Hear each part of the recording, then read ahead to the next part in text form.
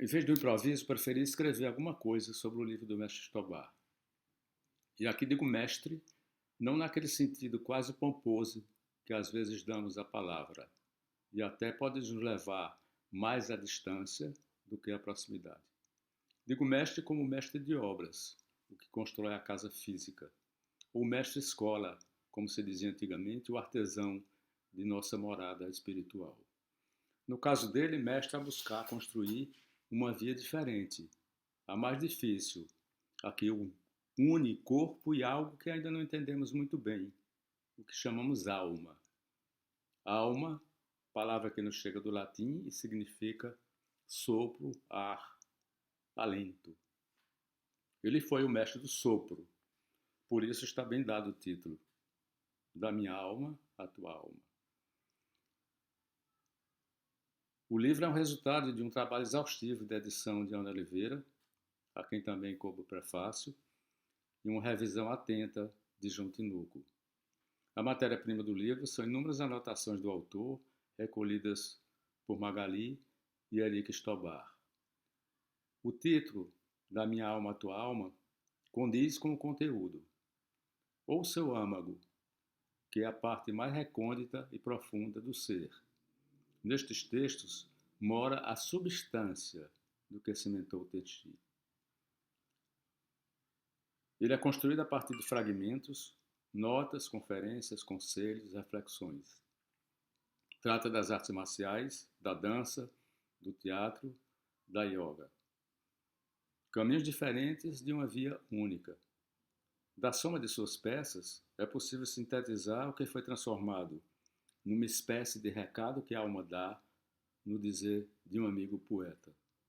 Porque o livro trata do que une, metaforicamente, céu e terra, aquilo que dá sustento ao humano que há dentro de nós, animais que somos. Metaforicamente, é semelhante a um tatame feito de peças que se adicionam, o tapete sobre o qual nós treinamos ou meditamos. Nele é possível encontrar chaves que abrem as inúmeras urdiduras que Jorge Stobart legou aos alunos e leitores. Não se trata de receitas ou catalogação de gestos, como geralmente ocorre em obras que tratam das artes do movimento.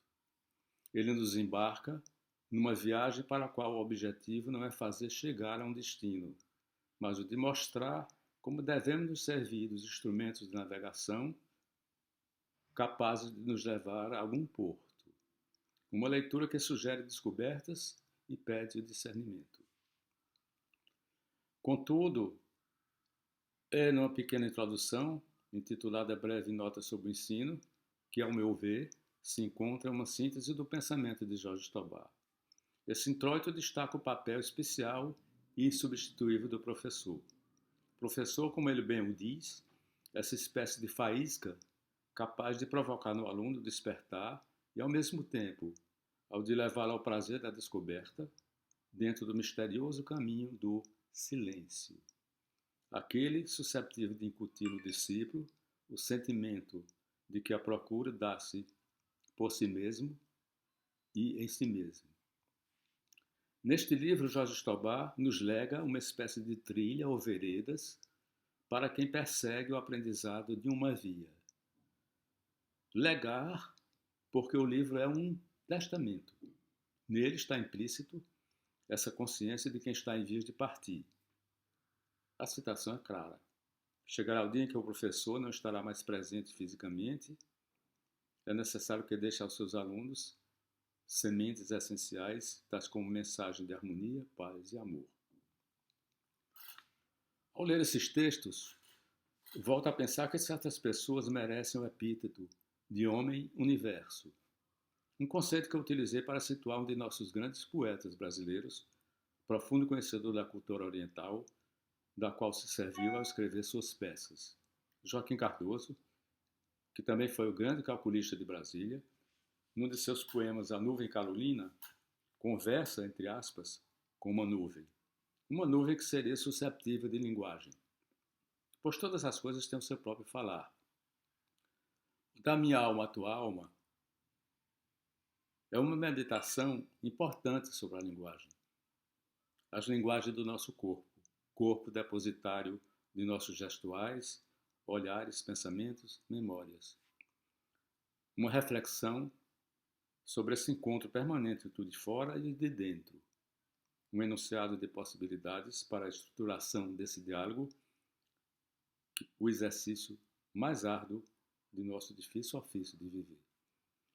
Jorge Stobart diria que ele também foi uma espécie de homem-ponte, capaz de transitar entre culturas e pessoas diferentes, de levar a tantos recantos o seu saber, mas também o de aprender e aprender a sabedoria do outro. Alguém com o dom de abarcar várias esferas do conhecimento e para quem nada lhe parecia estranho ou estrangeiro. Lembro numa de suas primeiras idas ao Recife, seu interesse em conhecer os detalhes da capoeira, esse misto de dança e arte marcial herdada de gestuais trazidos por guerreiros africanos. Trabalhada ao longo dos séculos de perseguição, aquela demonstração feita sob o nosso dojo de Aikido ficou-nos como uma materialização daquela sua forma simples e amorosa de transitar entre lugares e pessoas diferentes, porque de origem belga, tinha fundamentos também na Espanha, Marrocos, Portugal e quem sabe mais. Da minha alma à tua alma é reflexo de suas meditações sobre essa nossa eterna dialética entre o corpo e a alma, o pequeno e o grande. Ele, Jorge Stobart, faz juiz a um dos belos poemas de Fernando Pessoa que ele deve ter apreciado. Cito: para ser grande, ser inteiro. Nada teu exagera ou exclui. Ser todo em cada coisa. Põe quanto és em tudo que fazes. Assim, em cada lago, a lua toda brilha, porque alta vive. O título do livro sintetiza uma obra. Livro de reflexão e, ao mesmo tempo, guia de ensino no sentido largo. Educação que se constrói não só do silêncio, pois nada perdura e permanece quando perseguimos apenas a técnica ou a mera figuração do gesto. O importante é o mergulho na água do discernimento. Ele diz no livro: a via é uma corrente de água viva. Água viva, a lembrar o grande místico espanhol San Juan de la Cruz, quando fala da fonte onde se esconde o segredo da vida, mesmo que seja de noite. Fiquei feliz quando alguém comentou que no final do seu trajeto entre nós, Mestre Stobart usava um bastão que eu lhe havia dado. Algo muito singelo. Ele talvez tenha reconhecido naquele objeto um significado. De fato, é um bastão feito do que chamamos pau de mangue, madeira que fica submersa na transição entre águas de mar e rios, quando retirada e seca, após ter convivido com o doce e o salgado,